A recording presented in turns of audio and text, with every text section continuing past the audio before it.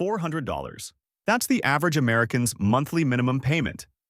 And it's designed by credit card companies to keep you paying for the next 27 years. Let's start with step 1, and it's the step everyone wants to skip. You need to sit down and face every single dollar you owe. I know that sounds uncomfortable. It is uncomfortable. But here's the thing. You cannot fix something you refuse to look at. Pull up your credit cards, your medical bills, your student loans, your car loan, that money you owe your cousin from 2 years ago. All of it. Write it down on paper. Total balance, minimum payment, interest rate. Every single one. A lot of people avoid this because it's painful. They tell themselves they're handling it. They're making payments. Things are fine. But if you've been making minimum payments for years and your balance hasn't moved, that's not handling it. That's surviving it. There's a difference. Once you can see the full picture in front of you, something shifts. The debt stops being this vague cloud of stress hanging over you and becomes a specific problem with a specific solution. And specific problems are fixable. Now here's something worth doing at this stage. Go to annualcreditreport.com and pull your full credit report. You may have an old debt sitting out there you forgot about completely. Better to know now than get blindsided later. Step 2 is where you build your attack plan.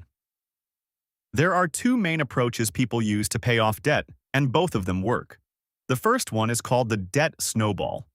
You list your debts from smallest balance to largest, and you attack the smallest one first while making minimum payments on everything else. When that first debt is gone, you roll that payment into the next one, then the next. The balances keep getting hit harder and harder as you go. The second approach is the debt avalanche. You organize your debts by interest rate instead of balance size and attack the highest rate first.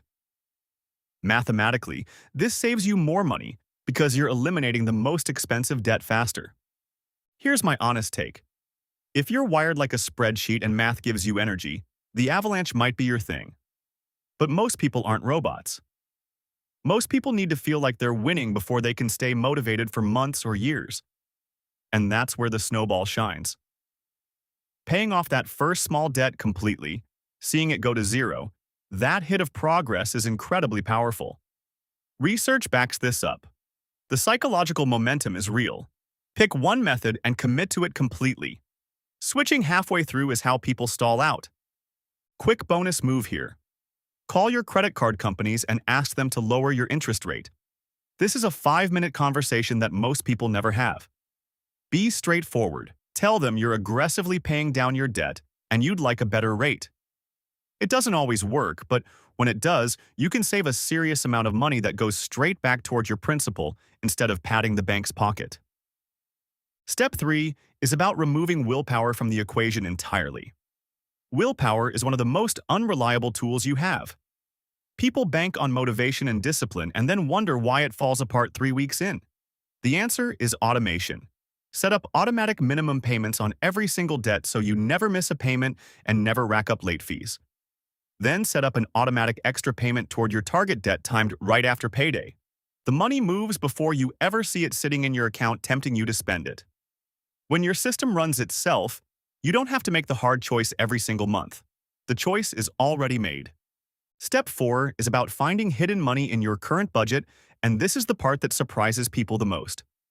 You don't have to completely gut your life to find extra money. Start with your subscriptions. Open your bank statements and count how many services you're paying for right now. Most people find 3 or 4 they forgot about or barely use. Cancel them. Next, call your insurance providers and ask if they can do better on your rate. Tell them you're shopping around. You'd be surprised how often that one sentence unlocks a discount. Finally, take an honest look at food spending. Delivery apps, takeout, convenience purchases. These add up fast when you're not tracking them. Pre-planning your meals even a little bit can free up a couple $100s a month without feeling like deprivation. For most people who actually do this exercise, they find somewhere between $300 and $500 a month that was quietly leaking out without them realizing it. That money, redirected toward debt, changes everything. Step 5 is about boosting your income because cutting alone has limits. Especially on a low income, there's only so much trimming you can do. So you also need to think about earning more. Even an extra $200 a month changes your debt payoff timeline significantly. Freelancing skills you already have is one of the fastest paths. Writing, design, tutoring, project management. These are things people get paid for online every single day. Side gigs like food delivery or rideshare driving have low barriers to entry. You can start this weekend. Selling things you already own is also underrated. Look through your closet, your garage, your storage unit. If you're paying for storage, selling what's in there eliminates the debt and the monthly fee at the same time. When extra income comes in, don't let lifestyle creep absorb it. Direct the majority of it straight into your debt payoff plan. Step 6 is tracking your progress on a short timeline. Don't just check in monthly. Do a quick 5-minute review every single week. Look at how much your debt has dropped. Hunt for any sneaky recurring charges that slipped through. Celebrate the movement even if it seems small. Weekly visibility keeps you connected to your progress. It lets you catch money leaks before they pile up. And it builds the kind of momentum that separates people who actually finish from people who stay stuck indefinitely. Set a reminder right now. Every Sunday, 5 minutes. That's it. Step 7 is avoiding the traps that pull people backward. Balance transfers can sound amazing. 0% for 12 months, a chance to breathe. But read the fine print. Miss a payment or fail to clear the balance before the promotional period ends, and you get hit with a retroactive interest rate that can be worse than what you started with. Debt consolidation companies are another landmine. Some legitimate nonprofit credit counseling agencies exist and can genuinely help. But many for-profit companies charge heavy fees and drag out your payments while doing things you could honestly do yourself with a few phone calls. And whatever you do, stop paying only the minimum. On a credit card with high interest, making minimum payments could stretch your repayment out for decades and cost you several times the original balance.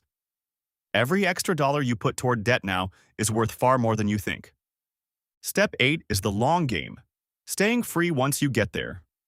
When you make that final payment, the temptation is to exhale and drift back to old patterns.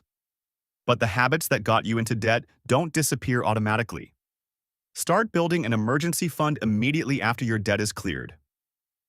Even starting at $50 a month builds a cushion that keeps unexpected expenses from sending you back to the credit cards. Aim for 3 to 6 months of essential expenses in a separate savings account. Set it up on automatic transfer just like your debt payments were. Use credit cards going forward only if you pay the full balance every month. If you're carrying a balance, that card goes away until you're back on track. Build the system. Protect what you built. The honest truth is that paying off debt on a low income is hard. It is not quick or painless or fun in the moment. But it is absolutely possible. Thousands of people have done it without high salaries, without windfalls, without luck. They did it with a list, a method, automation, and relentless consistency. You can do the same thing. Start today. Take inventory of what you owe. Pick your method. Set up your automation. And go comment below and tell me which debt you are targeting first. Let's make that snowball roll.